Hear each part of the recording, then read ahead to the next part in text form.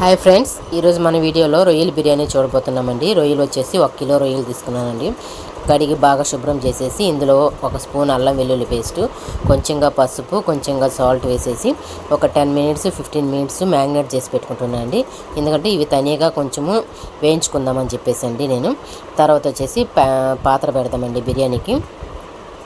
పాత్ర పెట్టేసి ఆయిల్ వేసేసి, ఆయిల్ నేను కొంచెంగానే వాడుతున్నానండి, ఎక్కువ వేయటం లేదు. ఎందుకంటే బిర్యానీ కొంచెం 3/4 కిలో బిర్యానీని, అందువల్ల వచ్చేసి తర్వాత వచ్చేసి 2 స్పూన్లు నెయ్యి వేస్తున్నాను. నెయ్యి వచ్చేసి ఆంధ్రాలో చేసిన నెయ్యి అండి, మా అత్తగారు ఇచ్చారు. ఆ నెయ్యి వేసేసి ఇవన్నీ కొంచెం కాగిన తర్వాత మసాలా ఐటమ్స్ అన్నీ వేయించుకునేసి ఫ్రై చేసుకుందామండి. తర్వాత వచ్చేసి నేను ఒక 2 ఉల్లిపాయలు కట్ చేసి వేసుకున్నాను. అందులో ఒక 2 పచ్చిమిరపకాయలు, ఇవన్నీ వేసేసి గోల్డెన్ బ్రౌన్ వచ్చేంత వరకు వేయించుకుందామండి.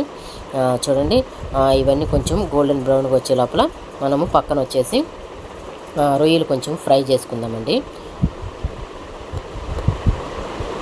ఫ్రై అయిపోయిందండి గోల్డ్గా.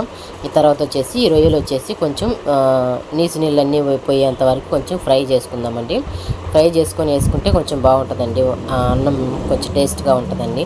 అందువల్ల వచ్చేసి ఇప్పుడు వచ్చేసి ఇందులో వచ్చేసి ఒక 3 స్పూన్స్ అల్లం వెల్లుల్లి పేస్ట్ అండి. ఫ్రెష్గా పట్టిన పేస్ట్ వేస్తే ఇంకా అన్నం వచ్చేసి బాగా టేస్ట్గా ఉంటుందండి బిర్యానీ. అందువల్ల వచ్చేసి నేను ఫ్రెష్గా పట్టి వేస్తున్నాను. చూడండి, ఆ రొయ్యల్లో వచ్చేసి ఎన్ని నీళ్ళు వచ్చాయో చూడండి. తర్వాత వచ్చేసి ఇది బాగా ఫ్రై అయిపోయిందండి. నేను ఇందులో వచ్చేసి ఒక 2-3 పచ్చిమిరపకాయలు, పుదీనా ఇవి వచ్చేసి గ్రైండ్ చేసి వేస్తున్నానండి. కొంచెము అన్నం బాగా మసాలా వచ్చేసి బాగుంటుందని చెప్పి తనిగా కొంచెం వేసానండి. తర్వాత వచ్చేసి ఈ మసాలా అంతా కొంచెం బాగా ఉడికేదాకా కొంచెం ఫ్రై చేసుకుందామండి. చూడండి, రొయ్యలు బాగా ఫ్రై అయిపోయాయండి.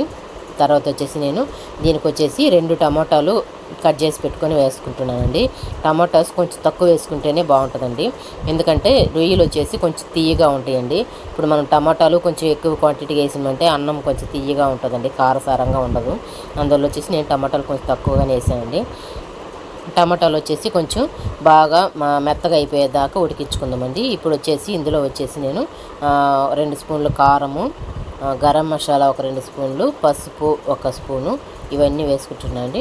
ఇవన్నీ కొంచెం పచ్చివాసన పోయేంత వరకు ఉడికించుకుందాము.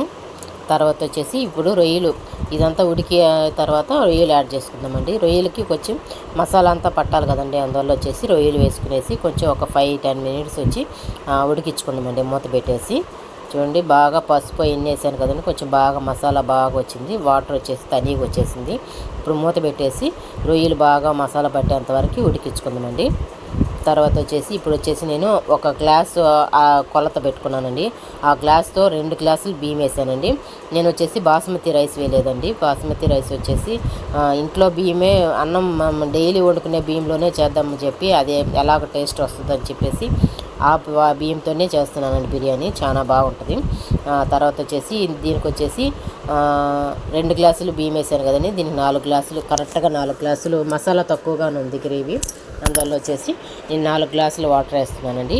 ఈ 4 గ్లాసుల వాటర్లో బాగా తెరిలిన తర్వాత బియ్యం వేయాలండి. ఇప్పుడు వచ్చేసి నేను నిమ్మకాయ వేయడం మర్చిపోయాను. ఒక నిమ్మకాయ పిండి వేద్దామండి.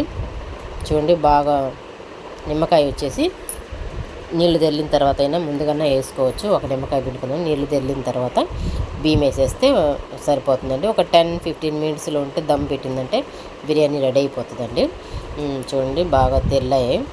ఇప్పుడు వచ్చేసి మనము బియ్యం కలిపేస్తామండి. ఆల్రెడీ ఉప్పు వేసేసాము మనము రుచికి తగ్గట్టుగా. ఇప్పుడు బియ్యం వేస్తున్నామండి. ఇప్పుడు ఇది ఒక 10-15 మినిట్స్ దమ్ పెట్టేసామంటే రొయ్యల బిర్యానీ రెడీ అయిపోతుందండి. ఒక 10 మినిట్స్ అంతేనండి. చూడండి ఎంత బాగా కలర్ఫుల్గా రెడీ అయిపోయిందో చూడండి. కొత్తిమీర వేసుకొని సర్వ్ చేసుకున్నామంటే రొయ్యల బిర్యానీ కారసారంగా రెడీ అయిపోయినట్టేనండి. ఓకేనండి, ఈ వీడియో కానీ నచ్చిందంటే లైక్ చేయండి, షేర్ చేయండి, సబ్స్క్రైబ్ చేయండి.